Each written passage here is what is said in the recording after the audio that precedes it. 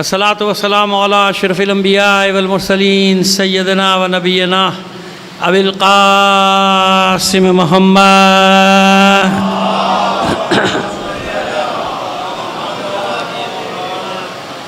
وآلہ الطیبین الطاہرین المعصومین ولعنۃ اللہ علی اعدائہم اجمعین من الآن الی قیام یوم الدین. اما بعد فقد قال اللہ تعالی فی کتابہ المبین وہو اصدق القائلین وقولہ الحق. بسم اللہ الرحمن الرحیم. ومن یخرج من بیتہ مہاجرا الی اللہ ورسولہ ثم یدرکہ الموت وقد وقع اجرہ علی اللہ وکان اللہ غفورا رحیما.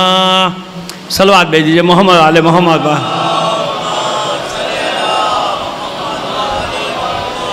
گزارش کریں گے بانیان مجلس کے مرحومین اور اپنے تمام مرحومین اور شہداء کو شامل کر کے ایک سورہ فاتحہ پڑھ کر بخش دیجیے گا. بسم اللہ.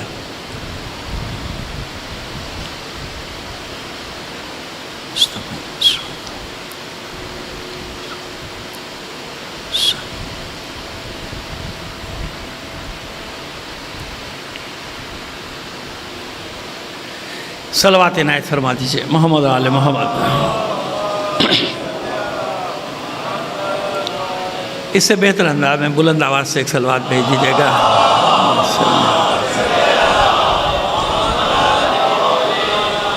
اور ذرا سا زحمت کر لیجیے آپ احباب، تھوڑا سا آگے تشریف لے آئیں گے مجھے آسانی ہو جائے گی. آئیے آگے تشریف لیں. بہت شکریہ. آئیے آگے آ جائیں بیٹا، کوئی مسئلہ نہیں، آگے آ جائیں.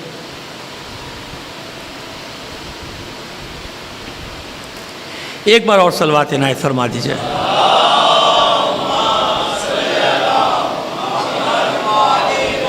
عزیزان محترم، کل ہم نے کچھ روایات پیش کی تھیں، آج پھر کچھ پیش کریں گے. کل میں نے آپ سے خدمت میں عرض کیا تھا کہ 30 سے 40 روایات جو معصومین سے ہیں بشمول احادیث پیغمبر کے نکل آئی جناب زید کے بارے میں. آج میں اپنا کل والا جملہ واپس لیتا ہوں. آج جب میں اور دیکھ رہا تھا تو یقین مانے 70 سے 80 تک تعداد پہنچ گئی جس میں جناب زید کے فضائل ہیں معصومین کے زبان، جس میں جناب زید کی تعریفیں ہیں معصومین نے کی. ابھی پیش کریں گے آپ سے، اور آج یہ کوشش کریں گے کیونکہ ریکارڈ ہو رہی ہے، پتہ نہیں لائیو جاری ہے نہیں جاری ہے، حالانکہ میں تو منع کرتا ہوں لائیو کو، لیکن پتہ نہیں جاری ہوگی تو وہ حوالے سارے میں نوٹ کر کے لایا ہوں. جیسے میں نے آپ سے عرض کیا تھا کہ مجھے اس کی فکر نہیں ہے کہ وہ لوگ مجھے قابل سمجھے نہ سمجھے، بالکل قابل نہیں ہوں، لیکن پڑھنے میں یہ آسانی ہوگی. جو اساتذہ سے سیکھا ہے کہ بالکل صحیح حوالہ میں آپ تک پہنچا دوں گا، کیونکہ بہت سارے حوالے ہیں. ڈر یہ لگتا ہے کہ کہیں وہ آگے پیچھے نہ ہو جائیں، بعد میں کوئی کھڑا ہو جائے مولانا نے غلط حوالے دیے تھے. یہ تھا ہی نہیں جو مولانا کہہ کے ظاہر ہے کہ ہو جاتا ہے نا ایسا. تو وہ بہتر ہے کہ صحیح بات آپ تک پہنچ جائے، لفظ بہ لفظ پہنچ جائے، اور وہ بھی پیش کریں گے انشاءاللہ. آج تو شاید نہیں پہنچ پائے، کل پہنچیں گے. ابھی تو ہم نے آپ سے کہا تھا کہ 2 دن صرف ہم روایات پیش کریں گے نا جو ان کے بارے میں، پھر اس کے بعد ان کی علمی شخصیت پہ بات کریں گے 1-2 دن. چاہ کیا رہا ہوں میں؟ یہ چاہ رہا ہوں کہ جب میں واقعات و قیام کے واقعات پڑھوں تو اس سے پہلے شخصیت آپ کے ذہن میں پوری بن چکی ہو کہ جناب زید ہے کتنی قداور شخصیت، یعنی کتنی عظیم ہستی ہے جس کی کردار کشی کرنے کی کوشش کی گئی. ایک واقعہ یا ایک روایت لے کے، قطب راندوندی کی ایک روایت ہمارے یہاں، ایک عیون اخبار رضا میں، اور اس کو بھی امالی میں شیخ صدوق نے اس کو بھی رد کر دیا. تو وہ ایک روایت کہیں گے یہ لکھا ہے ان کے بارے میں، تو ارے بھائی وہ ایک جگہ لکھا ہے جو 70 جگہ لکھا ہے وہ کیوں نہیں پڑھ رہا تو؟ 70 جگہ جو تعریفیں لکھی ہیں، 70 جگہ جو ان کی مدح کر رہے ہیں، معصومین خود مدح بیان کر رہے ہیں، اور پھر حوالے میں نے کہا نا کہ خبر واحد نہیں دے رہا، ایک خبر نہیں، مختلف حوالوں سے وہ حوالے بھی آپ کے سامنے کرتے چلے جائیں گے، آپ بھی کے لیے بھی آسان ہوں گے. اور میں اس لیے تاکید کر رہا ہوں حوالوں پر کہ یہ بہت ضروری ہوتا ہے، کیونکہ اکثر جو اردو کتابیں لکھی گئی ہیں اس میں حوالے بعض 2 جگہ، شاید میں مصنفین کو کچھ نہیں کہہ رہا، مؤلفین کو کچھ نہیں کہہ رہا، لیکن کبھی اشتباہ ہو جاتا ہے نا کاتب کا، تو 1-2 حوالے مجھے شک ہوا تھا، تو میں کبھی کتاب پڑھ کے ایسے نہیں آ جاتا، میں حوالے چیک کرتا ہوں کہ حوالہ صحیح ہے کہ نہیں ہے. تو ایک حوالے میں ایسی مجھے گڑبڑ ہو گئی تھی، تو اس کے لیے مجھے سارا دن یعنی کئی گھنٹے زحمت کرنا پڑی، لیکن وہ کتاب بھی مل گئی، وہ حوالہ بھی مل گیا. تو اب میں اس کو پورا نوٹ کر کے لایا ہوں تاکہ مینوان آپ تک پہنچا دیا. جب ایک لفظ نکل گیا میرے منہ سے مینوان، تو بھائی یہ مینوان ہے ٹی وی پہ جو بیٹھ کے بکا کرتے ہیں منوان منوان منوان، ان کی زبان پہ نہ جائیے گا. ہماری زبان میں کیا ہے؟ منو ان. صلوات بھیجیے محمد آل محمد پر. ایک ایک دو لفظ بچوں کی اصلاح کرتا چلا جاتا ہوں، کیونکہ آج کل جو ٹی وی وغیرہ پہ جو اردو چل رہی ہے نا، وہ اردو تو ہے ہی نہیں، پتہ نہیں کیا ہو رہا ہے اردو کے ساتھ، کیا سلوک کیا جا رہا ہے، بس اللہ رحم کرے. تو یہ کیونکہ عربی کے حرف ہیں، دونوں حروف جارہ کہلاتے ہیں. منوان منوان. خیر اس کی تشریح کریں گے، ایک مجلس چاہیے. بس منوان یہ سمجھیے، منوان نہیں ہے، منوان ہے. صلوات بھیجیے محمد آل محمد پر.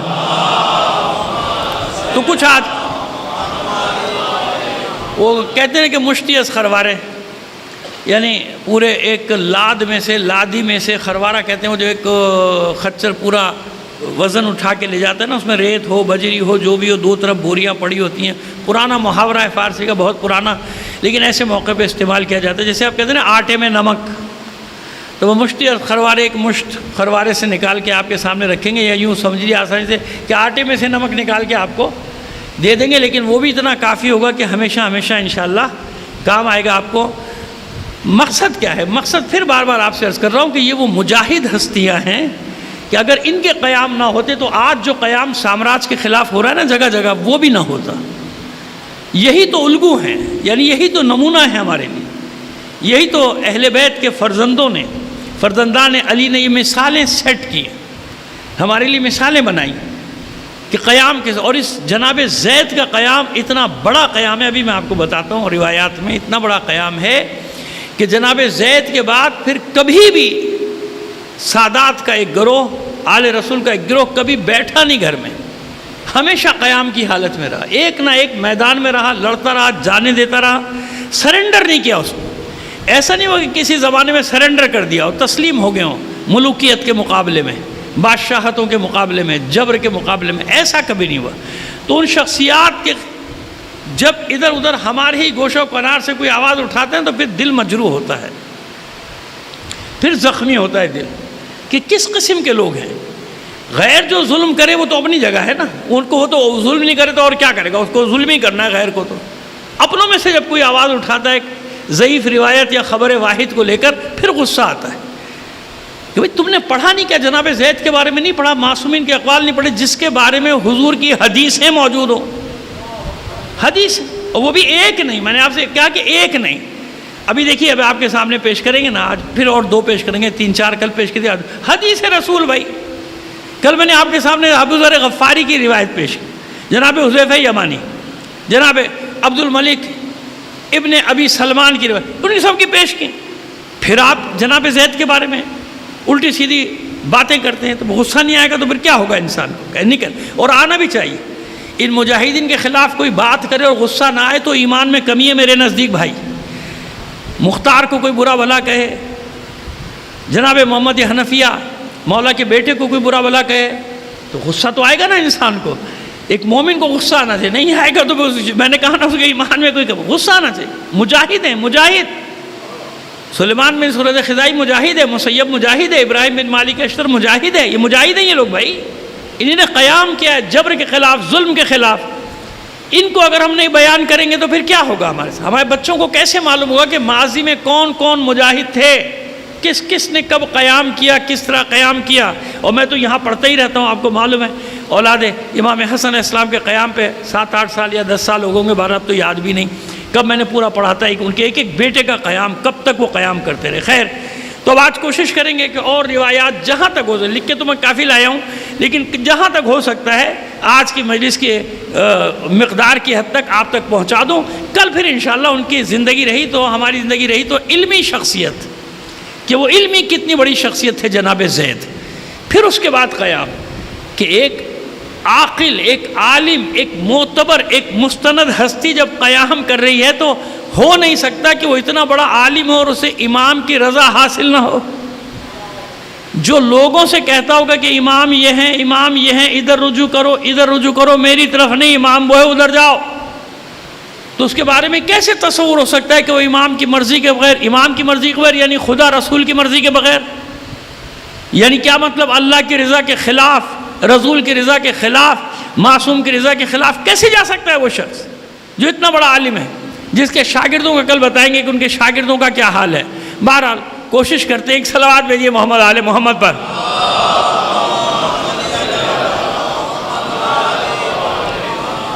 اب یہ ہر سال سے میں نے شروع کیا ہے کہ یہ سب نوٹ کر کے اس لیے لاتا ہوں کہ جب سے یہ مصیبت آئی ہے نا سوشل میڈیا کی، یہ بڑا گڑبڑ ہو گیا ہے.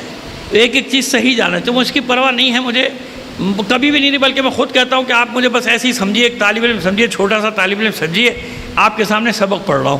اساتذہ نے یہ سکھایا کہ بیٹا غلط پڑھنے سے بہتر ہے کہ لکھ کے پڑھ لو، دکھا کے پڑھ دو لوگوں کو، تاکہ صحیح بات لوگوں تک پہنچ جائے.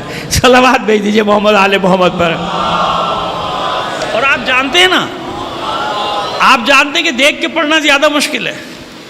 وہ مجلس جو لوگوں کو پسند آتی ہے وہ دیکھ کے تھوڑی پڑھی جاتی ہے، وہ تو ویسے ہی پڑھتے ہیں آپ. وہ بڑی آسان ہے، اس کو پڑھنا آپ مجھ سے بہتر سمجھتے ہیں، وہ زیادہ آسان ہے. اس میں پڑھنا نہیں پڑتا، کتابیں نہیں پڑھنی پڑتی، لوگوں کا مزاج دیکھنا پڑتا ہے کہ لوگ کیا چاہتے ہیں. وہ جو لوگ چاہتے ہیں وہ پڑھ دو، ختم، پڑھ کے جاؤ، چھٹی ہو گئی. آسان، بالکل آسان راستہ.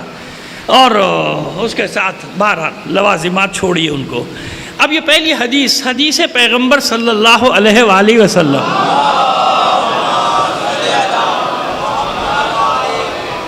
اب اس کے حوالے میں پہلے آپ کو بتا دوں اور آپ کی خدمت میں عرض کر دوں کہ حوالے چیک کیے بغیر میں نہیں پڑھ رہا. یعنی میں نے تو ایک ہی جگہ سے لی نا، اس میں جو حوالے دیے میں نے ایک ایک حوالہ چیک کیا ہے. ایک جگہ حوالہ غلط تھا، یہاں ایک کتاب لکھی گئی ہے اس میں ایک حوالہ غلط تھا. اب ہماری عادت ہے چیک کرنے کی. جب انہوں نے چیک کیا تو وہ حوالہ نہیں تھا ہی نہیں، وہ حوالہ اس کتاب میں وہ چیز تھی نہیں. خیر وہ بات صحیح تھی لیکن وہ کہیں اور تھی، تو اس کو پھر میں نے صحیح کیا. ان کے مصنف کے جو قریب ترین لوگ ہیں ان کو پہنچا بھی دیا پیغام کہ بھائی اب جب ری پرنٹ ہو، دوسرا ایڈیشن آئے تو خدا کے لیے اس کو صحیح کر دینا، یہ حوالہ بالکل غلط ہے، کوئی بھی لے کے کھڑا ہو جائے گا. اور جب ایک حوالہ غلط تو اعتبار سے آدمی گر گیا نا، اس کی بات میں کوئی اعتبار باقی نہیں رہتا. اس لیے احتیاط کرنا پڑتی ہے. ایک صلوات عنایت فرمائیے محمد آل محمد پر.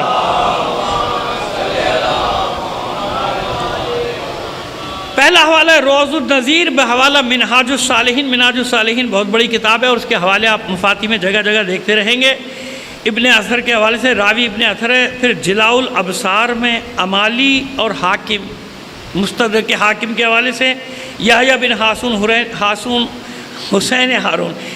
حسین ہارون کے اسناد سے مقتل الحسین خوارزمی، جسے مقتل خوارزمی، جیسے مقتل ابی مخنف ہے نا، ایسے کتاب ہے مقتل خوارزمی، کیونکہ خوارزمی نے لکھی ہے. مقتل الحسین خوارزمی. اور بطل رشید کا حوالہ دے چکا. کس کی کتاب ہے بطل رشید؟ ڈاکٹر سید قمر عباس زیدی. 1970 میں جو پہلی کتاب لکھی گئی. اس سے پہلے اردو میں جزوے بہت ہیں، مضامین بھی بہت ہیں، مقالے بھی بہت ہیں، لیکن جو کتاب میری نظر سے گزری مکمل کتاب بطل رشید زید شہید کے نام سے، وہ کتاب کس کی ہے؟ ہمارے کراچی کی ہے، ڈاکٹر سید قمر عباس زیدی. 1970، آج سے 53 سال پہلے وہ کتاب شائع ہوئی تھی. ٹھیک ہے جناب. اب سنیے آپ حدیث کیا ہے. وہ میں نے اتنے سارے حوالے کو دی، یہ سب میں نے چیک کیے. میں کسی ایک کتاب سے نہیں پڑھ رہا ہوں، بار بار تکرار کر رہا ہوں آپ سے، اور یہ میری بات ریکارڈ ہو رہی ہے کہ سارے حوالے میں چیک کر کے اب آپ کو وہ حدیث سنا رہا ہوں. اور اردو والی کتاب کا نام اس لیے لیتا ہوں کہ شاید کسی کو شوق پیدا ہو جائے، جا کے کسی کتاب خانے کا چکر لگا لے. یقین جانیے آج کل کوئی کتاب لینے جاتا ہے، کتاب خانہ والا بٹھاتا ہے، پہلے چائے پلاتا ہے، آپ کو بسکٹ بھی کھلائے گا، چائے بھی پلائے گا. کتاب لینے آیا تو صحیح. تو جائیے دیکھیے کتاب خانے والے آپ کی کتنی خدمت کریں گے اور پھر آپ کو کتاب دیں گے. الشہید من ذریتی والقائم بالحق والذی المصلوب الکناسۃ الکوفہ ان امام المجاہدین وقائد الغر المحجلین یاتی اليوم القیامت واصحابہ تتلقاہم الملائکۃ المقربون ینادوکم ادخلوا الجنۃ لا خوف علیکم ولا انتم تحزنون. عربی عبارت میں نے پوری پڑھ دی. اب سنیے کیا فرمایا. میری ذریت میں، حضور کی حدیث پڑھ رہے ہیں آپ کے سامنے، حضور نے فرمایا کہ میری ذریت میں ایک شہید ہے. شہید تو بہت سارے ہیں، امام حسن. اب دیکھیے قیدیں لگتی جائیں گی. میری ذریت میں ایک شہید ہے اور وہ حق کے لیے قیام کرنے والا ہے. اب یہ سند بنتی جا رہی ہے نا جناب زید کے لیے. تو قیام کے جتنے بھی قیام کے سب نے حق کے لیے قیام کیا نا، تو کیسے معلوم ہو آگے کون؟ اب آگے پھر ایک اور تمیز، اس کو کہتے ہیں تمیز، قائم کرنا اور قید لگانا. منطق میں قید لگا دی جاتی ہے نا آگے کے، تاکہ تعریف محدود ہوتی چلی جائے. معلوم ہوتا چل رہا ہے اس کے بعد اتنی ساری قیود لگا دو، پھر معلوم ہوگا کہ یہ ایک شخصیت ہے۔ میری ذریت میں ایک شہید ہے اور حق کے لیے قیام کرنے والا ہے۔ یہ تو طے ہو گیا نا کہ وہ شہید ہے اور اس کا قیام کیا ہے؟ حق پر، حق کے لیے لڑے گا، لہذا شبہات دور کر دو۔ یعنی فرما رہے حضور کہ اب میں جس کے لیے کہنے جا رہا ہوں اس کے لیے شبہات نکال دو، کوئی شبہ نہیں لانا، اب کوئی شک نہ کر رہا ہوں اس کی شخصیت پہ، کیونکہ میں کہہ رہا ہوں، حضور فرما رہے میں کہہ رہا ہوں کہ وہ شہید ہے اور وہ حق کے لیے قیام کرنے والا، قائم بالحق۔ اس کے بعد وہ ایسا ہے جس کو کناسہ کوفہ، یعنی وہ باب کناسہ، کناسہ محلے کا بھی نام ہے، کناسہ اس دروازے کا بھی نام ہے، تو باب کناسہ کوفے میں سولی پر لٹکایا جائے گا، مصلوب کیا جائے گا۔ اب آگے نے قید اور آ گئی کہ شہید تو بہت سارے ہیں، قیام بالحق بھی سب نے کیا، یہ وہ ہے جس کا میں ذکر کر رہا ہوں، جس کی لاش کو سولی پر لٹکایا جائے گا۔ نیند تو نہیں آ رہی ایک دو آدمیوں کو؟ نیند تو نہیں آ رہی نا؟ نہیں، کسی کو نہیں آ رہی۔ صلوات بھیجیے محمد آل محمد۔ یا وہ جس کو اٹھانا تھا میں نے اٹھا دیا، ایک بار اور صلوات بھیجیے محمد آل محمد پر۔ اچھا جناب، اب یہاں قید لگ گئی نا کہ جس کو باب کوفہ پر پھانسی دی جائے گی، تو باب کناسہ پہ ویسے لاشیں بہت لٹکائے گئے، جناب مسلم کا بھی لٹکا نہیں، جس کو صلیب دی گئی وہاں لٹکایا گیا، پھانسی دی گئی، وہ کون ہے؟ اب بتاتے ہیں، باب جس کو کناسہ کوفے میں سولی دی جائے گی، اور اس کے بعد وہ اور اس کے اصحاب، یعنی وہ اور ان کے ساتھی جب قیامت کے دن آئیں گے، قیامت کے دن جب کھڑے ہوں گے۔ اچھا نہیں، ابھی اس سے پہلے ایک جملہ تو بھول گیا، ان الامام المجاہدین، وہ کیا ہوگا؟ مجاہدین کا امام ہوگا۔ اب آپ عظمت دیکھیں جناب زید کی، اللہ کا رسول فرما رہا ہے کہ وہ کیا ہوگا جسے باب کوفہ پہ پھانسی دی جائے گی، صلیب پر لٹکایا جائے گا، مصلوب کیا جائے گا۔ ان الامام المجاہدین، وہ مجاہدین کا پیشوا، مجاہدین کا امام ہوگا، عام انسان نہیں ہوگا، مجاہدین کا امام ہوگا۔ اور جناب جب وہ قیامت میں، وہ اور اس کے اصحاب جب قیامت کے دن آئیں گے تو ملائکہ مقربین، ملائکہ نہیں، ملائکہ مقربین، ملائکہ عام ہے، ملائکہ مقربین کون؟ جو اللہ کے قریبی، نزدیکی، جیسے جناب جبرائیل اور جیسے دیگر ملائکہ جن کے نام موجود ہیں، سمجھ میں آ رہی ہے؟ ملائکہ مقربین یعنی جو اللہ کی بارگاہ میں قریب ہیں۔ ملائکہ میں بھی کیٹیگریز ہے نا بھائی، تو ملائکہ مقربین اس کا استقبال کریں گے جب وہ آئے گا، وہ مجاہدوں کا امام جب آئے گا تو ملائکہ ملاقات کریں گے، ملائکہ مقربین ان سے ملاقات کریں گے اور ان سے کہیں گے کہ تم جنت میں داخل ہو جاؤ۔ یہ ملائکہ ان سے کیا کہیں گے؟ حضور فرما رہے ہیں، ملائکہ ان سے کہیں گے جاؤ تم اور تمہارے ساتھی جنت میں داخل ہو جاؤ، تمہارے لیے نہ آج خوف ہے نہ حزن و ملال ہے،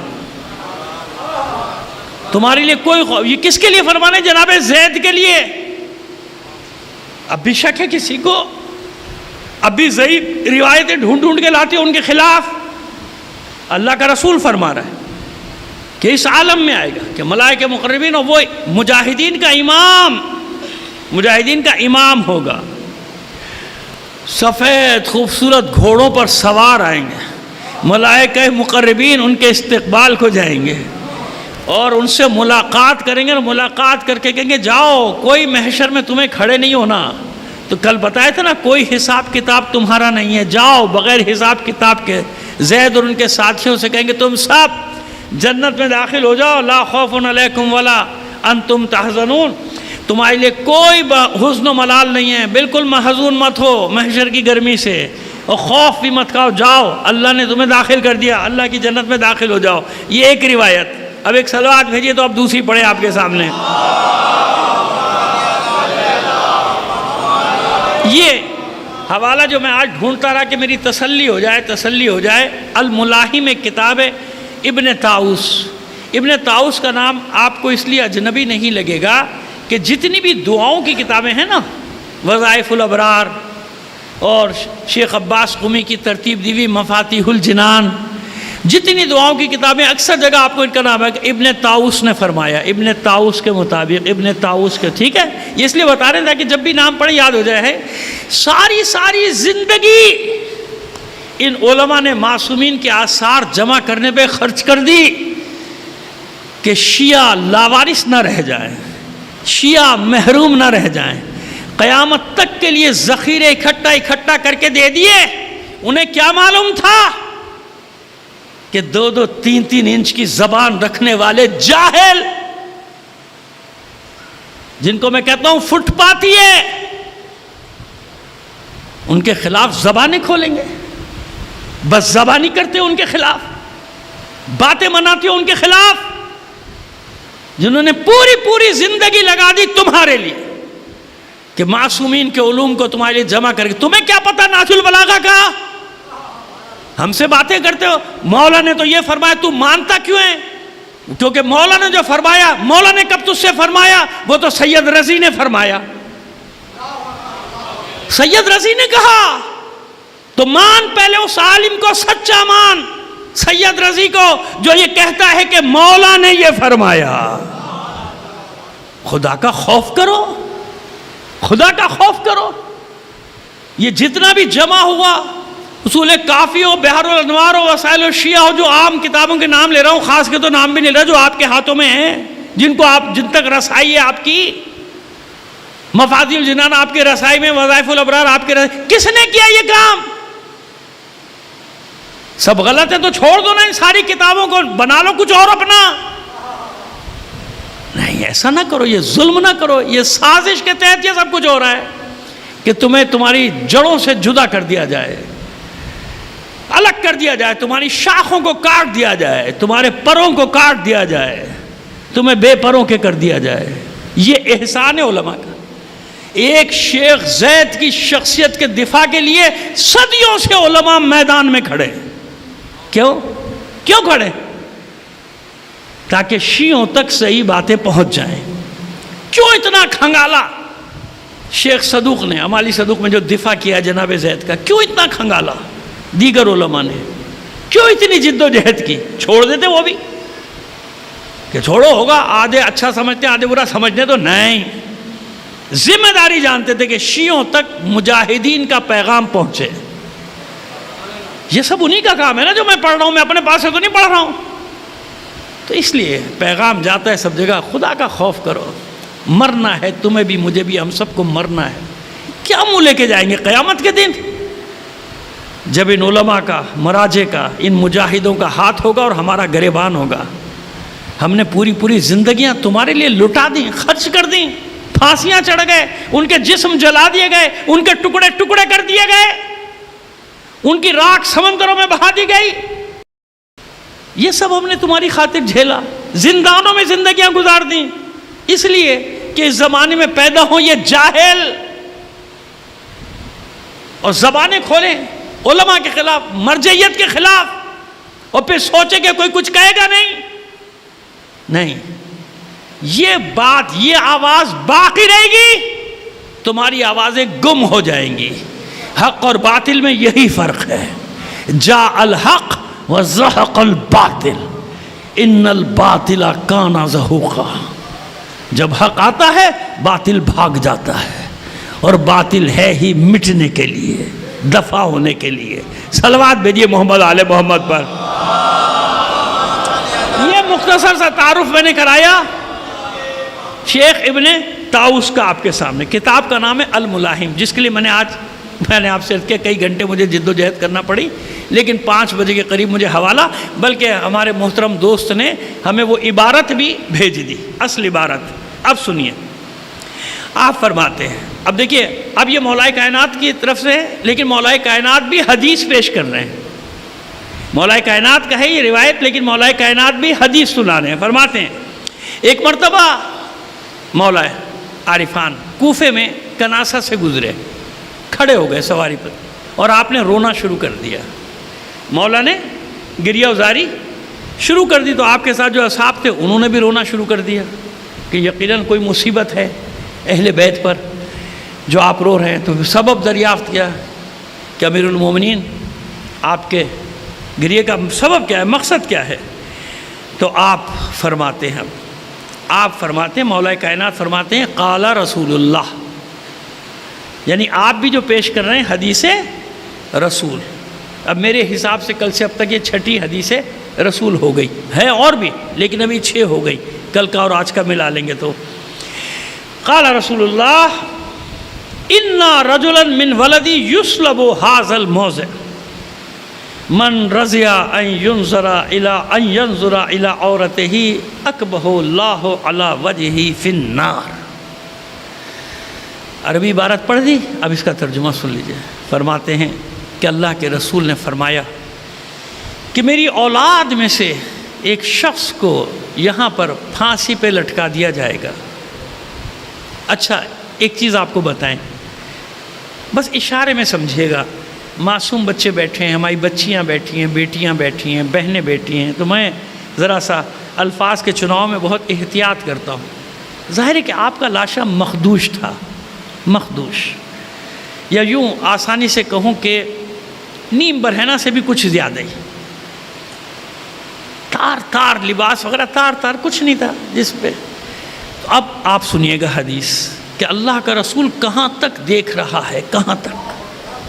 اب سنیے حدیث کہاں تک دیکھ رہا ہے۔ اللہ کا رسول فرماتے ہیں کہ میرا بیٹا مصلوب کیا جائے گا، ایک اپنا بیٹا بتا رہے ہیں زید کو اللہ کا رسول، میرا بیٹا یہاں سولی پہ لٹکایا جائے گا، اور جس نے بھی اس کے سطر کی طرف نگاہ کی اللہ اس کو منہ کے بل جہنم میں پھینک دے گا، اوندھے منہ جہنم میں پھینک دے گا۔ سمجھ گئے آپ میری بات جو میں نے کہنا چاہا؟ جو بھی اس کے سطر کی طرف نگاہ کرے گا اللہ اسے اوندھے منہ جہنم میں پھینک دے گا۔ یہ ہے جناب زید کی عظمت۔ کس کی زبانی؟ رسول کی زبانی، اللہ کے رسول کی زبانی۔ اور مولا کائنات گریہ کرنے سے کہ میرا بیٹا یہاں پہ پھانسی پہ چڑھایا جائے گا، جس کے لیے رسول نے فرمایا کہ اس جگہ پہ میرے ایک بیٹے کو پھانسی دی جائے گی، اور اس حالت میں ہوگا اس کا لاشا کہ جو بھی دیکھے گا نا اس کے سطر کو اللہ اسے اوندھے منہ جہنم میں پھینک دے گا۔ آئیے عیون و اخبار رضا امام زین العابدین علیہ السلام سے نقل ہے، اور امالی صدوق بھی، امالی صدوق بھی، یہ دونوں کتابیں میرے پاس ہیں۔ جب میں نام لے رہا ہوں، جو نہیں ہے کتاب میں نے بتا دی، میرے پاس نہیں تھی، میں دیکھ کے آ گیا، لیکن یہ کتابیں میرے پاس کتاب خانے میں موجود ہیں۔ اب ان میں آئیے دیکھیے اس طرح بیان کی جاتی ہے۔ راوی کا نام ہے معمر، میم عین میم رے، معمر۔ آگے بھی کچھ ہوگا، وہ رجال کشیر دیکھیں گے یا رجال خوئی دیکھیں گے تو پورا نام عطا پتہ مل جائے گا، لیکن ابھی معمر کے نام سے سن لیجیے، کیونکہ اتنا ہی میں دیکھ کے آیا، وقت بھی نہیں ہوتا، کئی گھنٹے لگ گئے، 8-10 گھنٹے لگ جاتے ہیں۔ خیر جناب، تو وہ راوی بیان کرتا ہے کہ ایک دفعہ میں امام جعفر صادق علیہ السلام کی خدمت میں حاضر تھا۔ توجہ ہے نا؟ دیکھیے پتہ ہے کیا ہے، مجھے خوشی ہو رہی ہے، آج تیسرے دن میں نے دیکھا کہ جو پہلے دن آئے تھے اس میں سے کچھ بھی کمی نہیں ہوئی، اور یہی آپ کی حاضری مجھے حوصلہ دیتی ہے کہ لوگوں کی خوشی کا خیال نہ کرو، اس کی خوشی کا خیال کرو جس کے لیے پڑھ رہے ہو۔ انشاءاللہ اللہ آپ کو بھی توفیقات میں اضافہ کرے، اور مجھ ناچیز کے لیے دعا کیا کرے اللہ میری توفیقات میں بھی اضافہ کرے، کیونکہ میرے لیے بڑا امتحان ہوتا ہے۔ مجھے لوگ ڈراتے رہتے ہیں بھائی یہ نہ پڑھیں وہ نہ پڑھیں، کوئی سنتا نہیں خود کو۔ میں نے کہا بھائی سونے دو لوگوں کو، اچھا نیند پوری کریں آنکھیں، لیکن میں وہی پڑھوں گا جسے میں صحیح سمجھتا ہوں، میں وہی پڑھوں گا جسے میں صحیح سمجھتا ہوں۔ کوئی سنے یا نہ سنے، 36 سال تو ہو گئے آپ لوگ مجھے سن رہے ہیں، بھائی کچھ سمجھ میں آیا نہیں آیا، سن تو رہے ہیں نا، تو پھر میں پیچھے کیوں ہٹوں؟ صلوات بھیجیے محمد آل محمد پر۔ آئیے کہتے ہیں کہ میں امام کی خدمت میں حاضر تھا کہ آپ نے جناب زید کی بابت فرمایا۔ اب میں یہ عربی کی عبارت ہٹاتا جا رہا ہوں تاکہ وقت ہمارا بچتا چلا جائے۔ جناب زید کی بابت فرمایا، کس نے؟ چھٹے امام نے جناب زید کے بارے میں فرمایا۔ کہتے ہیں جناب زید کے بارے میں فرمایا کہ مجھ سے میرے پدر بزرگوار نے، یعنی 5ویں امام نے، مجھ سے میرے پدر بزرگوار نے میرے جد نامدار سے سن کر فرمایا۔ میرے جد نامدار کون؟ یعنی اب یہ سلسلہ وہی راویوں کا جو ہم بتاتے چلے گئے، انہوں نے ان کے بابا سے، انہوں نے ان کے بابا سے، انہوں نے ان کے بابا سے سن کر فرمایا کہ ان کی اولاد میں ایک فرزند ہوں گے، یعنی امام سجاد کی اولاد میں ایک فرزند ہوں گے، ایک بیٹا ہوگا جن کا نام زید ہوگا، جس کا نام زید ہوگا۔ یعنی میں نے کہا نا میں خبر واحد نہیں پیش کر رہا، دیکھیے میں الگ الگ سے حوالے دے کے آپ کو خبریں بتا رہا ہوں کہ ایک جگہ نہیں ہے جناب زید کے بارے میں۔ پھر جب کوئی زبان کھولتا ہے نا پھر خون کھولتا ہے کہ ایک ہی کتاب تجھے ملی تھی پڑھنے کو جس میں تجھے وہ روایت مل گئی ان کے خلاف، اور یہ جو سینکڑوں کتابیں اور مقالے لکھے گئے وہ تجھے نظر نہیں آئے ان کی حمایت میں، اور وہاں بھی ساری حدیثیں ایک تو روایت لے کر آیا، ہم حدیثیں پڑھ کے چلے آ رہے، نہ معلوم کتنی حدیثیں آ گئیں۔ سنیے، کہتے ہیں کہ فرزند ہوگا جس کا نام زید ہوگا، جو کوفے میں قتل کیا جائے گا، کوفے میں قتل کیا جائے گا، کناسہ میں سولی پر لٹکایا جائے گا۔ مل گئی بات؟ کوئی تضاد ہے اوپر اور یہاں نیچے؟ نہیں ہے نا، ایک ہی بات، ہر معصوم ایک ہی بات کر رہا ہے۔ باب کناسہ میں سولی پر لٹکایا جائے گا، اور وہ اپنی اس میں ایک اور بھی نقطہ آپ کو پیش کریں گے، کام کا ہے آپ کے، اور وہ اپنی قبر سے اس حالت میں برآمد ہوں گے کہ ان کی روح کے لیے آسمان کے دروازے کھول دیے جائیں گے۔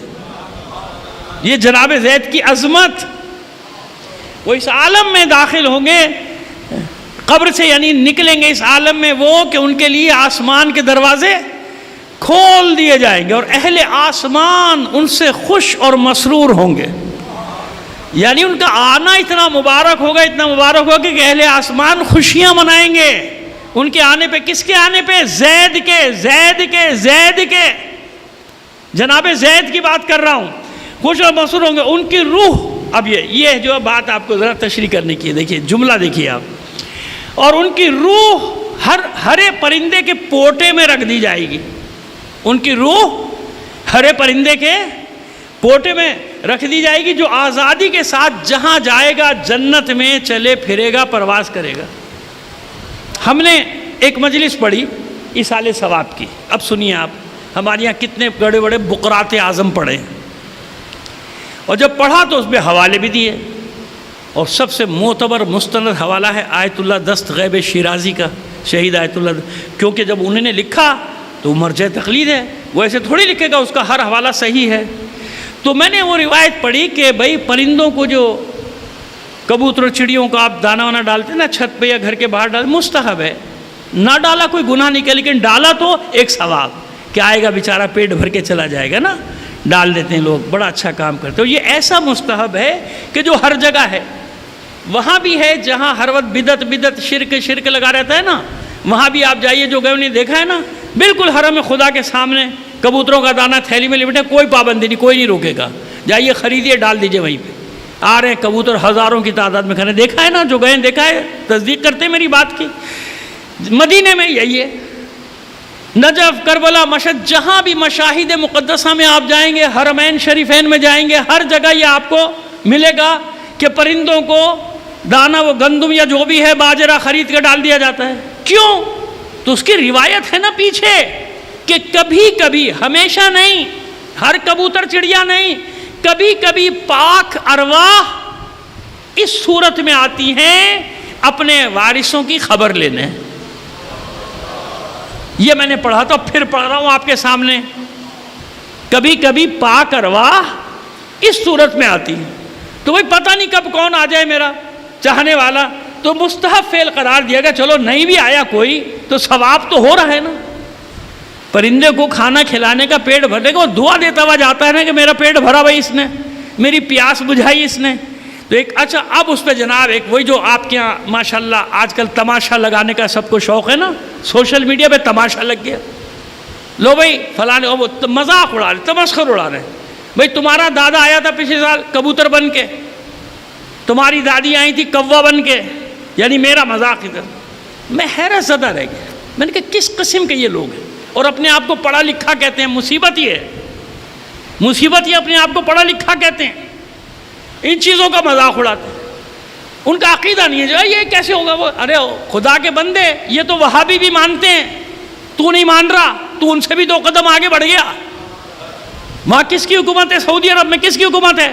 انہی کی حکومت ہے نا، وہ بھی نہیں روکتے اس کام کو، جنت البقی میں نہیں روکتے، بقی کے باہر نہیں روکتے، مسجد نبی کے باہر نہیں روکتے، اللہ کے گھر کے باہر نہیں روکتے، تو ان سے 4 قدم آگے بڑھا جا رہا ہے وہابیت میں، ان سے بھی آگے، ان سے سند لینا چاہتا ہے، میں تمہارا بھی باپ ہوں، آ جاؤ، صلوات بھیجیے محمد آل محمد پر۔ تماشا، مذاق اڑانا۔ اگر مجھ سے کوئی ذاتی پرخاش ہے تو بھائی میرے پیچھے پڑھو، عقائد کے پیچھے کیوں پڑھتے ہو؟ عقائد کا جلوس کیوں نکالنے پر تلے ہوئے ہو؟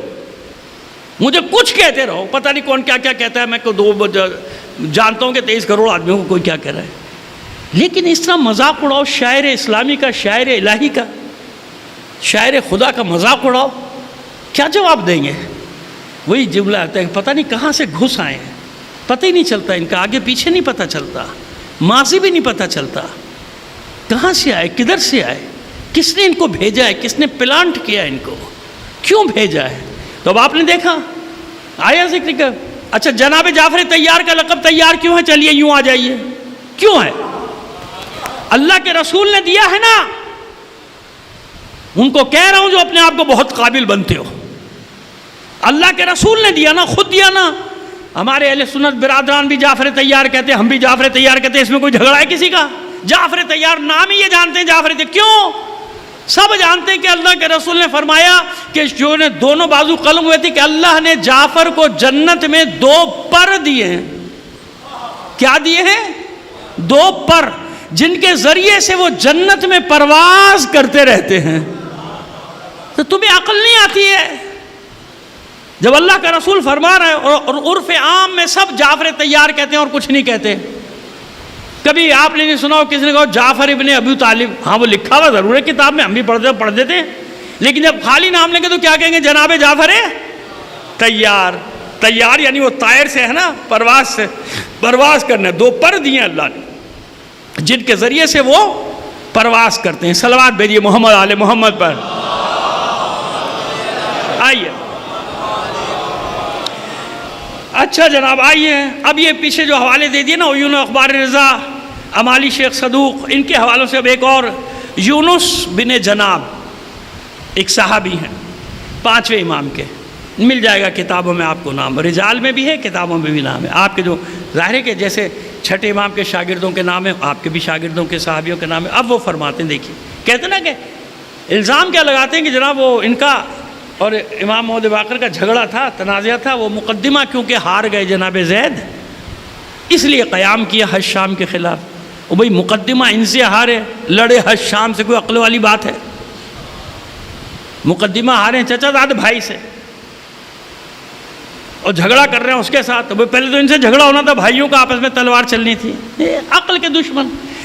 اب یہ فرق، اب دیکھیے کیا ہے، امام محمد باقر علیہ السلام کے سامنے جناب زید کا مقام، صلوات بھیجیے محمد آل محمد پر۔ کہتے ہیں کہ میں ایک دن امام کے ساتھ مکتب گیا، مکتب یعنی مدرسہ، 5ویں امام جاتے ہیں نا، مدرسہ بنا لیا تھا آپ نے، جو بعد میں یونیورسٹی بنا 6 امام کے زمانے میں۔ تو امام نے بنی امیہ بنی عباس کے جھگڑوں سے فائدہ اٹھا کے کیا کیا تھا؟ مکتب قائم کر دیا تھا، پڑھاتے تھے امام سب کو، سارے علوم جتنے علوم ہیں سب پڑھاتے تھے۔ تو یہ کہتے ہیں یونس بن جناب کہ میں گیا آپ کے ساتھ مدرسے میں گیا، تو آپ نے اپنے بھائی زید کو بلایا۔ آپ جانتے ہیں نا کہ زید میں اور ان میں کتنا فرق ہے سن و سال کا؟ 5ویں امام کی ولادت کا سال ہے 55 یا 56 ہجری، یعنی کہیں 55 ہے کہیں 56، کوئی فرق نہیں پڑتا، یعنی ہے یہ اختلاف تو ہوا کرے، کوئی مسئلہ نہیں ہے۔ اور آپ کی ولادت کا جو سال ہے وہ ہے ایک جگہ 68، ایک جگہ نہیں یعنی کئی جگہ، ہجری 68، تو کتنے سال کا فرق ہو گیا؟ 17-18 سال کا فرق یہ ہو گیا۔ اور جو دوسرا سال ہے وہ ہے ہجری 80۔ اچھا ہجری 80 زیادہ تر اس لیے تسلیم کیا جاتا ہے کیونکہ سب کا اتفاق ایک بات پر ہے، اور وہ ایک بات یہ ہے کہ آپ کی شہادت کے وقت آپ کا سن مبارک تھا 42 سال، شہادت کے وقت آپ 42 سال کے تھے، اور آپ کی شہادت ہوئی ہجری 122 میں، تو 42 سال سے کیا بنا؟ 80 ہجری بنا نا۔ لیکن بہرحال اختلاف موجود ہے، جو اختلاف ہے وہ میں نے آپ کو بتا دیا کہ آپ کے سن ولادت میں اختلاف، تو اتنے بڑے ہیں نا 5ویں امام، ان سے کم از کم 18 20 25 30 سال تو بڑے ہیں، اتنے بڑے ہیں۔ اب آئیے فرماتے ہیں کہ بلایا اپنے بھائی زید کو، بلایا، چھوٹے ہیں آپ سے، اور بلانے کے بعد گلے سے لگا لیا۔ اور گلے سے کیسے لگایا سنیے، گلے لگانے کے طریقے ہوتے ہیں بھائی، دنیا میں بھی طریقے ہیں، وہ ایسے ملے اچھا بھی خدا حافظ، کمر سے گلے لگا لیا، گلے سے پکڑ کے ہو گئے۔ ایک ہوتا ہے شدت عقیدت یا محبت سے چمٹانا، جیسے ماں کلیجے سے اپنے بچے کو چمٹاتی ہے نا، چمٹا لیتی ہے، سینے سے لگا لیتی ہے، جیسے باپ اپنے بیٹے کو سینے سے لگا کے بھینچتا ہے۔ جیسے بہت عرصے کے بعد بچھڑے ہوئے بھائی، بچھڑے سے مراد ہے کہ باہر گیا ہوا آیا ہے، تو ہم نے ایئرپورٹ پہ بہت ایسے مناظر دیکھے کہ خوشی میں رو رہے ہیں اور چمٹے میں چھوڑ نہیں رہے، ہے نا، ایسے یہ چمٹانا۔ اب دیکھیے کیا کہتا ہے کہ امام نے کیسے چمٹایا اپنے بھائی کو۔ کہتے ہیں زید کو بلا کر گلے سے لگا لیا اور اس طرح ملے کہ آپ کا شکم اور زید کا شکم ایک ہو گیا۔ سمجھ گئے آپ؟ اب ظاہر تو عربی کی عبارت ہے، اس کے ترجمے میں تو لفظ و لفظ مجھے یہی کہنا پڑے گا، لیکن جب اپنی محاورے کی زبان میں کہیں گے تو کیا کہیں گے؟ آپ نے اپنے بھائی زید کو اپنے سے چمٹا لیا، بھینچ لیا۔ اور اس کے بعد فرماتے ہیں خداوند عالم، جناب زید کے لیے کہتے ہیں، خداوند عالم آپ کو اپنی حفظ و امان میں رکھے، مجھے ڈر ہے کہ کہیں کناسہ میں آپ کو مصلوب نہ کر دیا جائے۔ اور رو رہے ہیں، خبر بھی دے رہے ہیں اور رو بھی رہے ہیں۔ یعنی ہر امام جو ان کے سامنے، وہ اتنی محبت، ابھی بتاتا ہوں کہ چھٹے امام کی محبت کیا تھی۔ چھٹے امام کے چچا ہیں نا، میں یہ سمجھانا چاہ رہا ہوں کہ جہاں جن ائمہ طاہرین کے دور میں تھے، ان کی محبت تو دیکھو زید سے، جان کے لوگوں کو دکھا رہے ہیں کہ اس کے بارے میں شک نہ کرنا، زید کے بارے میں شبہ میں مبتلا نہ ہونا، یہ ہمارا پیارا ہے، یہ ہمارا محبوب ہے، یہ ہمارا چہیتا ہے۔ آئیے ایک اور روایت آگے بڑھ کر سنائیں آپ کو۔ صادق آل محمد امام جعفر صادق علیہ السلام الغدیر، سرکار آپ سے زیادہ میں تھکتا ہوں ایسی مجلس میں، آپ کی صلوات کی آواز کم ہوگی، ذرا بلند آواز سے ایک صلوات بھیجیے محمد آل محمد۔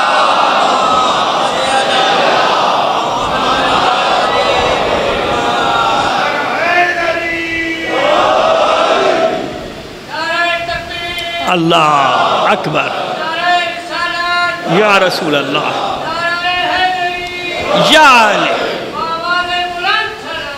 اللہم صلی علی۔ بس جلدی چل رہے ہیں، اطمینان رکھیں، جلدی پہنچاتے ہیں منزل مقصود تک، مطلب کو آج کی منزل مقصود تک۔ چھٹے امام فرماتے ہیں کہ خداوند عالم زید پر رحمت نازل فرمائے۔ رحمت کا مطلب کیا ہوتا ہے؟ یعنی درود و سلام بھیج رہے ہیں، خدا کی رحمت ہو زید پر۔ خداوند عالم زید پر رحمت نازل فرمائے، وہ ہمارے معتمد اور معتبر عالم ہیں، ایک رشتہ دار نہیں ہے، فرد نہیں ہے، میرے چچا نہیں ہے، بلکہ وہ ہم اہل بیت کے معتبر اور مستند عالم ہے۔ عالم جسے معصوم عالم کہہ رہا ہے، وہ کتنا بڑا عالم ہوگا؟ یہ الغدیر ہے، دوسری جلد، اردو ترجمہ ہو گیا غدیر کا، لیکن مہنگی بہت ہے کیونکہ ظاہر 11 جلدیں ہیں نا اس کی، تو اچھا خاصا پڑ جائے گا آپ کو مہنگا، سوچ لیجئے گا 2-4 آدمی مل کے لے لیجئے گا ایک سیٹ۔ ایک صلوات بھیجیے محمد آل محمد پر۔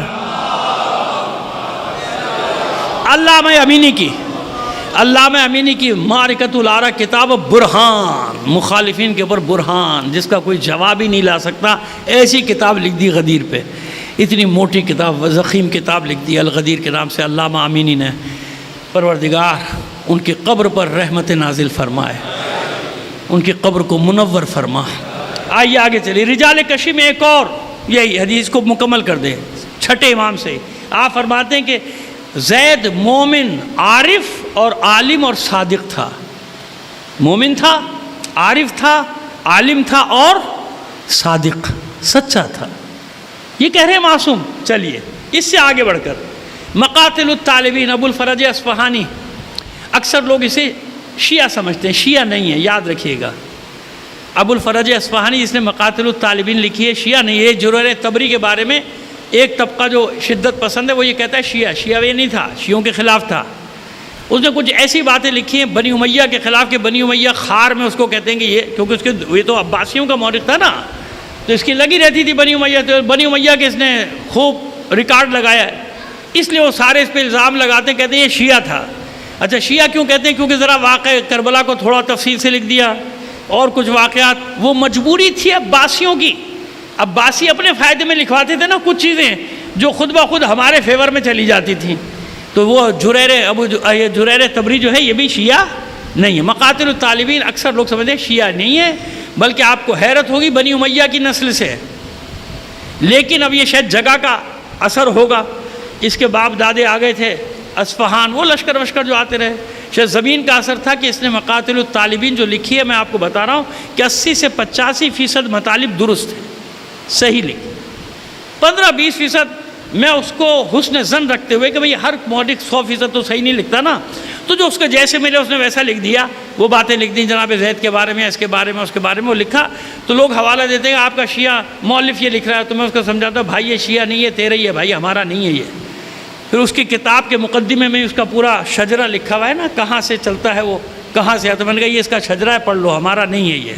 لیکن ہاں کیونکہ زمین کا شاید اثر ہے کہ وہاں پر کیونکہ رہا پلا بڑھا، تو اس نے جو کتاب 20 سال میں 18 سے 20 سال میں ترتیب دی، تو اس میں تقریباً 80% آپ اس کو صحیح سمجھیے، 15-20% اس کی عقیدے کی مجبوری سمجھیے، جو مجبوری ہے وہ سمجھیے۔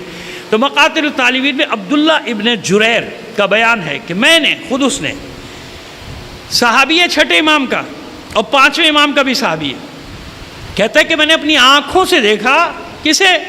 جعفر ابن محمد کو، جعفر صادق علیہ السلام کو۔ اب سنیے آپ مقام زید سنیے، کہتے ہیں میں نے اپنی آنکھوں سے دیکھا جعفر ابن محمد کو کہ وہ اپنے چچا زید کے گھوڑے کی رکاب تھامے کھڑے تھے، گھوڑے کی باگ تھامے، معذرت، گھوڑے کی باگ تھامے کھڑے تھے۔ آپ جانتے ہیں باگ تھامنا کیا ہوتا ہے؟ جب کسی کو عظمت دینی، باگ تھامنا سوار کراتے وقت یہ اصل میں کام ہوتا ہے خادم کا یا غلام کا، لیکن جب کوئی بڑا آدمی کسی کی باگ تھامے نا، تو یہ عظمت کی دلیل ہوتا ہے سوار کی۔ جیسے کربلا میں آپ کو ملے گا نا کچھ سوار ایسے کہ جن کی باگ یا عباس نے تھامی ہے، یا علی اکبر نے تھامی ہے، یا حسین نے تھامی ہے، سب کی نہیں، ورنہ کام کس کا جیسے ہوتا ہے نا کہ مالک سوار ہونے تو غلام دوڑا دوڑا آتا ہے، یا نوکر یا خادم دوڑا دوڑا، وہ باگ تھامے گا، رکاب تھامے گا، اب سوار ہو جاؤ۔ سمجھ آ گئی ہماری بات؟ اب دیکھیے کیا فرماتے، کہتے میں نے جعفر ابن محمد کو اپنے چچا زید کے گھوڑے کی رکاب پکڑے ہوئے دیکھا تاکہ وہ سوار ہو جائے۔ یہ کیوں پکڑی جاتی ہے میں نہیں بتایا، سوار کرانے کی۔ زید کو سوار کرانے کی یہ رکاب کون تھام رہا ہے؟ 6 امام، امام جعفر ابن محمد، امام جعفر صادق السلام۔ صرف اتنی بات نہیں کہ سوار کرائے، تاکہ وہ سوار ہو جائے، اور ان کے سوار ہونے کے بعد ان کے لباس کو زین پر درست کرتے ہوئے دیکھا، کیونکہ جب انسان گھوڑے پہ بیٹھتا ہے لباس ادھر ادھر ہوتا ہے نا، ٹیڑھا جب ادھر پیر رکھے گا تو لباس درست کیا جاتا ہے۔ کہا میں نے خود دیکھا 6 امام کو کہ زید کی رکاب تھامی سوار کرانے کے لیے، اور ان کے لباس کو درست کرتے دیکھا۔ یہ کتنا بڑا مقام ہے، یعنی 6 امام دنیا کو دکھا رہے ہیں کہ دیکھو میرے چچا کا مقام کیا ہے، زید کا مقام کیا ہے۔ ٹھیک ہے اس وقت بھی منصب امامت اس حساب سے آپ نے نہیں سنبھالا، چھوٹے ہی ہیں، جوان ہیں، لیکن مقام تو ہے نا، امام تو ہے نا، 6 امام، امام تو ہر زمانے میں، ہر حال میں۔ آپ یہ فرمائیں، بس ایک اور پیش کریں گے آج، باقی انشاءاللہ کل کے لیے رکھتے ہیں، یہ کافی ہو جائے گا، میرا خیال ہے ہمارا مقصد اس میں پورا ہو جائے گا۔ ایک صلوات بھیجیے محمد آل محمد پر۔ اب آئیے بس ایک، یہ کافی کی 3ری جلد میں، یہ بھی ہمارے پاس ہے، ہم نے عرض کر دیا جو ہماری کتاب خود آپ سے بتاتے ہیں ہمارے پاس ہے، ہم دیکھ کے آ رہے ہیں۔ ایسے نہیں کہ کسی ایک کتاب میں نے پڑھ لی ساری روایتیں اٹھا کے لا کے آپ کے سامنے ہو، یہ فلاں فلاں فلاں فلاں، مجھے کیا پتا فلاں صحیح ہے کہ نہیں صحیح ہے، حوالہ غلط ہے کہ صحیح ہے، تو وہ حوالے پیش کر رہا ہوں جو میرے پاس موجود ہیں۔ ابو ہاشم جعفری یہ 8ویں امام کے صحابی ہیں، جیسے خواجہ مراد، جیسے خواجہ ابوالسلط، ایسی کتابوں میں، روایت کی کتابوں میں بہت نام ملے گا آپ کو مقامات پہ ابو ہاشم جعفری۔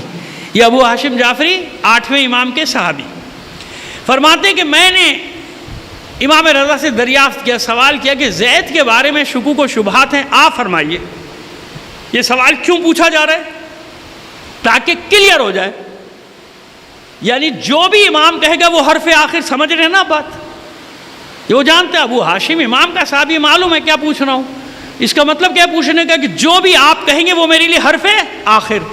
جیسے حکم ابن مختار 5ویں امام سے بازار میں ملا، بوڑھا تھا، دست بوسی کی، اپنا تعارف کرا، امام نے گلے سے لگایا، دعا دی، مختار کے بیٹے کو رونے لگا، روتا کیوں ہے؟ کہ فرزند رسول میرے باپ کے بارے میں پتہ نہیں کیا کیا لوگ کہتے ہیں، میرے باپ کے بارے میں لوگ پتہ نہیں کیا کیا کہتے ہیں، کیا کہتے ہیں تیرے باپ کے بارے میں؟ امام نے پوچھا کیا کہتے ہیں تیرے باپ کے بارے میں؟ کیا اسے برا بھلا کہتے ہیں، کہتے ہیں اس نے اقتدار کی خاطر سب کیا تھا، ہے نا، ہمارے یہاں بھی باس پیدا ہو گئے نا، اقتدار کی خاطر کیا تھا، حکومت کی خاطر کیا تھا، فلاں کی خاطر کیا تھا، امامت کا دعویٰ کیا تھا، آرام سے بیٹھو، جواب دینے والے بہت پڑے ابھی تشیع میں تم جیسے لوگوں کو منہ توڑ جواب دینے والے بیٹھے ہیں۔ امام نے فرمایا کہ کیا تیرے لیے اتنا کافی نہیں کہ تیرے باپ کے بھیجے ہوئے پیسوں سے میری ماں کا مہر ادا کیا گیا؟ کیا مطلب؟ امام کبھی کسی غلط آدمی کے پیسے سے مہر ادا کرے گا؟ اور سن، تیرے باپ کی وجہ سے ہاشمی خواتین نے بالوں میں 5 سال بعد تیل ڈالا، تیرے باپ کی وجہ سے 5 سال بعد ہاشمیوں کے گھروں میں شیرینی پکی، تیرے باپ کی وجہ سے میرے بابا نے اس دن جس دن ان کے سر پہنچے ظالموں کے، اس دن کو خوشی کا دن قرار دیا، اور قیامت تک وہ خوشی کا دن ہے 9 ربیع الاول۔ سمجھ میں آ رہی ہے بات؟ اس لیے امام سے سوال کیا جاتا تھا کہ جو آپ کہیں گے وہ حرف آخر ہے، بس ختم ہوگی بات۔ تو کہا فرزند رسول میں آپ سے سننا چاہتا ہوں، زید کے بارے میں لوگ الٹی سیدھی باتیں کرتے ہیں، کوئی اچھی کوئی بری، آپ بتائیے آپ کی رائے کیا؟ فرماتے ہیں اما علمت ان جدی صلی علی امہ، بس اتنا جان لو، تمہارے لیے بس اتنا کافی ہے کہ میرے جد جعفر صادق اپنے چچا پہ درود بھیجتے تھے۔ ان کے تو چچا ہوئے نا چھٹے امام کے، 8ویں امام فرماتے ہیں اتنا کافی نہیں ہے کہ میرے چچا یعنی امام جعفر صادق اپنے چچا پہ صلوات بھیجیے محمد آل محمد پر۔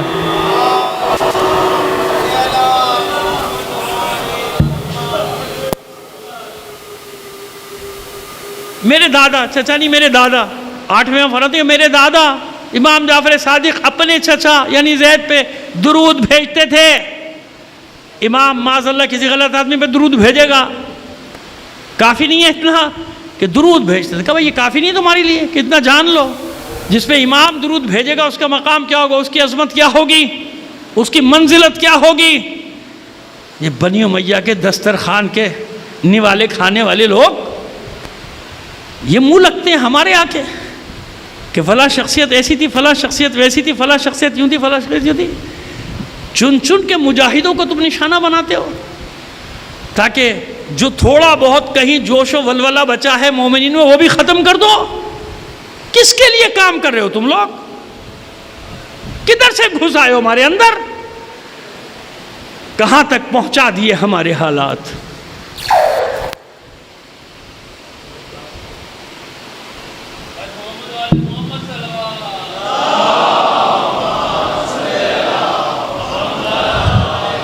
ٹھیک ہے، آواز آ رہی ہے نا آپ تک؟ میرا خیال ہے باہر کا کوئی مسئلہ ہوا، خیر بہرحال چھوڑیے، ہم اپنی بات کرتے ہیں۔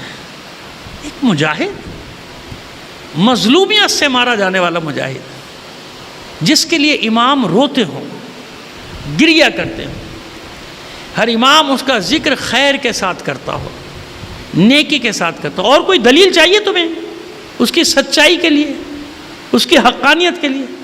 تو امر بالمعروف کے لیے کھڑا ہوا تھا، وہ نہی عن المنکر کے لیے کھڑا ہوا۔ جب امر دائر ہو گیا 2 چیزوں میں سے ایک کا انتخاب کرو، یا موت کا یا ذلت کی زندگی کا، تو علی کے کسی بیٹے نے ذلت کی زندگی کو قبول نہیں کیا۔ علی کا ہر بیٹا علی بن گیا، میدان میں آ گیا۔ ان کے لیے سر کٹانا آسان تھا، ذلت کے ساتھ زندگی نہیں۔ بنی امیہ ہو یا بنی عباس، ہمیشہ کے لیے درس۔ اور جہاں جہاں یہ درس زندہ ہے نا، آپ دیکھ لیجئے وہاں کھڑے ہوئے ہیں نا، اولاد اپنے فخر کرتے ہیں کہ ہم سادات ہیں۔ وہ سید حسن نصر اللہ ہو یا سید علی خامنہ ہی، کہتے رہو جو کہنا ہے، تمہارے کہنے سے کچھ نہیں ہوتا۔ لوگ اللہ کو نہیں مانتے تو کیا اللہ نہیں ہے؟ لوگ رسول کو نہیں مانتے، رسول نہیں ہے۔ لوگ مولا کو نہیں مانتے تو کیا وہ مولا نہیں ہے؟ تو تمہارے نہ ماننے سے کوئی فرق نہیں پڑتا۔ دشمن جانتا ہے کہ خامنہ کون ہے، دشمن جانتا ہے کہ حسن نصر اللہ یعنی کون، دشمن جانتا ہے کہ قاسم سلیمانی یعنی کون، ان کو معلوم ہے۔ تمہارے نہ ماننے سے کیا ہوتا ہے؟ نہ مانو، تمہاری یہ حیثیت کیا ہے؟ تم سامراج سے بڑے طاقتور ہو، سامراج کو خاطر میں نہیں لاتے، وہ شیطانی طاقتوں کو خاطر میں نہیں لاتے، وہ انہیں خوف سے نیند نہیں آتی ان کے، یہ تو آرام سے سوتے ہیں، ہمیں معلوم ہے یہ آرام سے سوتے ہیں۔ کیوں؟ یہ ہر رات یہ سوچ کر سوتے ہیں کہ موت کے بستر پہ سو رہے ہیں، انہیں زندگی سے پیار نہیں ہے، ان کو معلوم ہے کب موت آ جائے گی۔ جنہیں زندگی کی پرواہ ہے، دنیا کی پرواہ، ان کو نیند نہیں آتی، گولیاں کھا کے سونی پڑتی ہیں ان کو خواب میں بھی حسن نصر اللہ نظر آ رہا ہوتا ہے۔ صلوات بھیجیے محمد آل محمد پر۔ بس یہ تسلسل ہے، تسلسل قیاموں کا تسلسل ہے۔ وہ قیام نہ ہوتے تو یہ قیام نہ ہوتے۔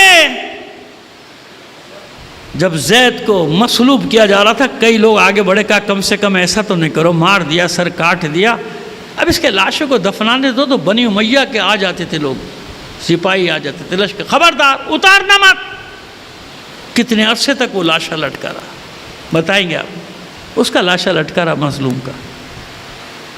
اس کے بعد اتار کے جلایا گیا، جلانے کے بعد راکھ پانی میں بہا دی گئی۔ مٹ گیا زید؟ نہیں مٹا۔ یہ وہ مجاہد تھے جو جانتے تھے کہ اگر کربلا مٹی ہوتی تو ہم بھی مٹ جاتے۔ یہی تو کربلا کا معجزہ ہے کہ قیامت تک کسی مجاہد کو کربلا مرنے نہیں دیتی، مرنے نہیں دیتی کربلا۔ زید کا ساتھ نہیں دیا نا لوگوں نے، چھوڑ دیا زید کے ساتھ کو۔ تفصیل بتائیں گے حالات کیا تھے۔ حسین کا ساتھ کب دیا؟ علی کا ساتھ کب دیا؟ حسن کا ساتھ کب دیا؟ کب دیا؟ نہیں دیا۔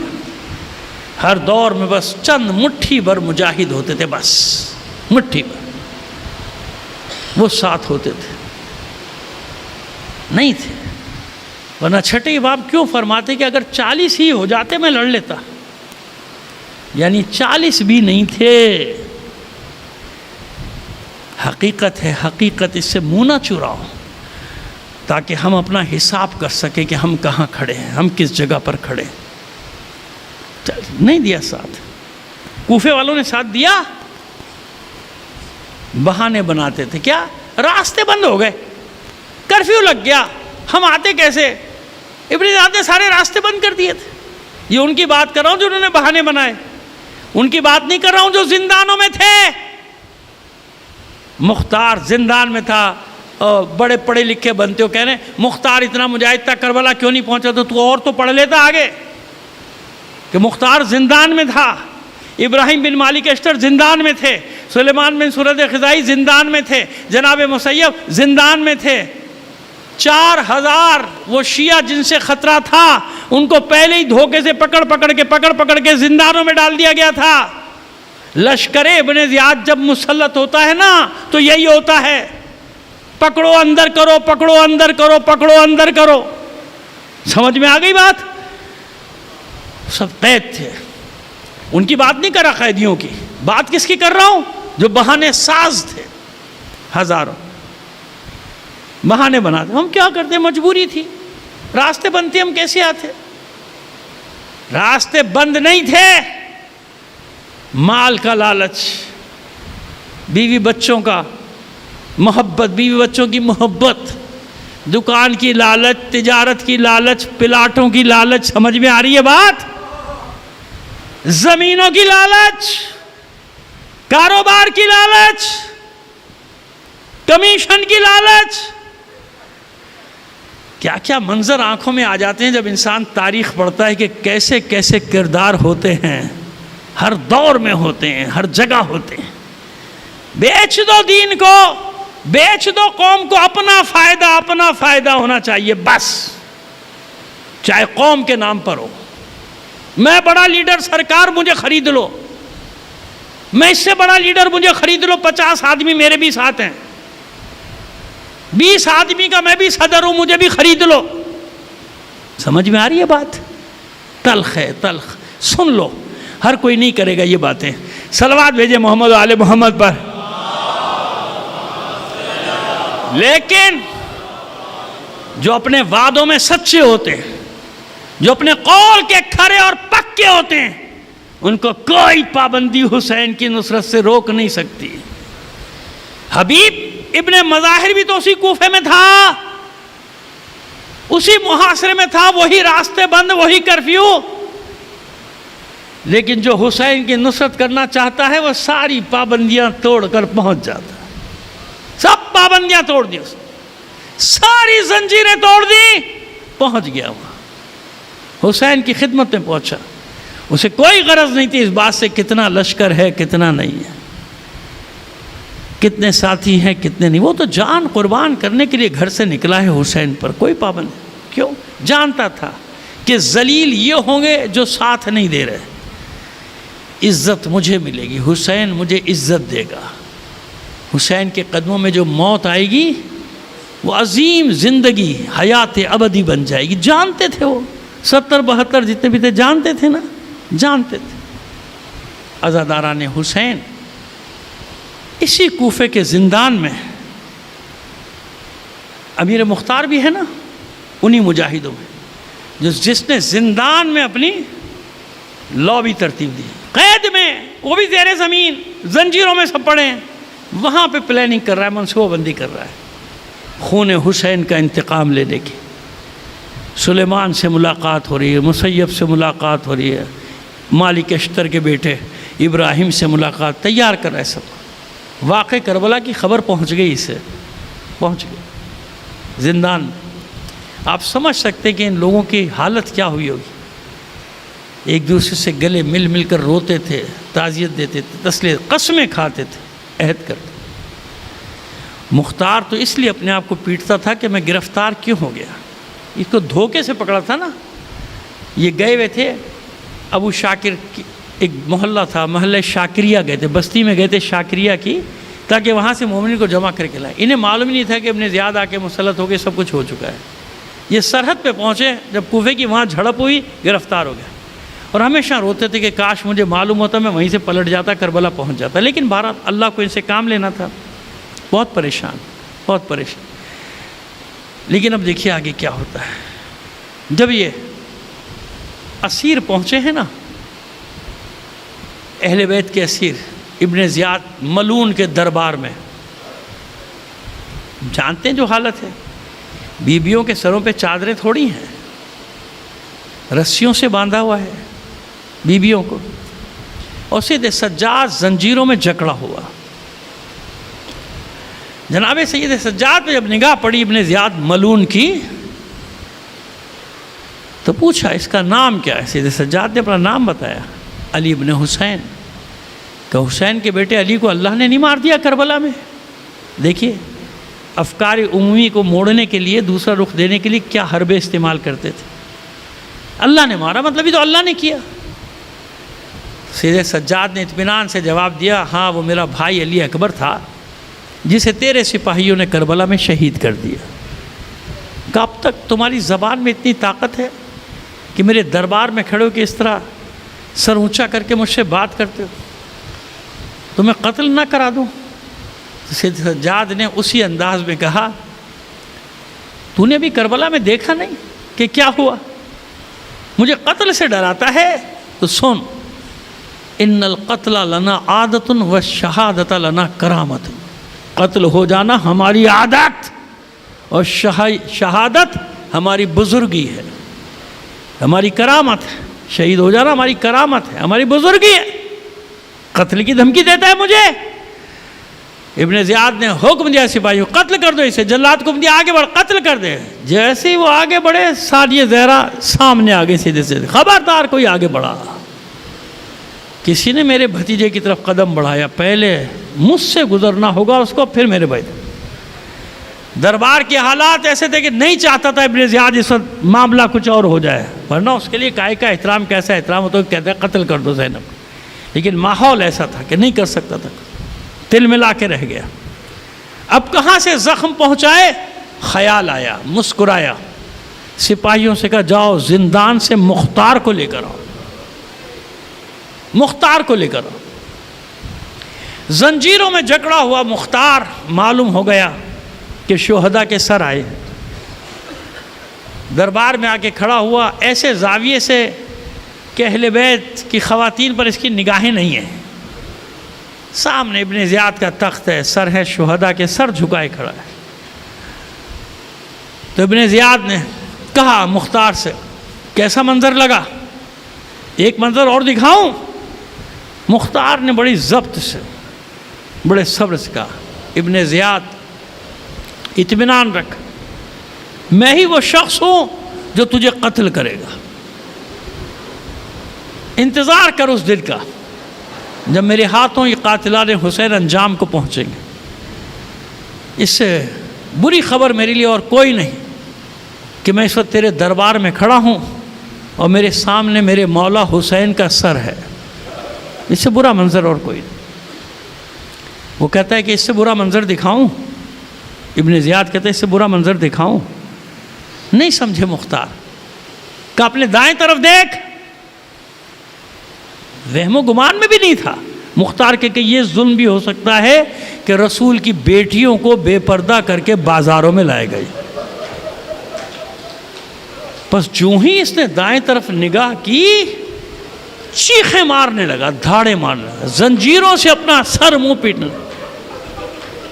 آل رسول مجھے معاف کر دینا، رسول زادیوں مجھے معاف کر دینا، میرے لیے 1000 بار قتل ہو جانا اچھا تھا یہ منظر دیکھنے سے۔ او ملعون ابن زیاد، تو نے مجھے یہ کیسا منظر دکھایا؟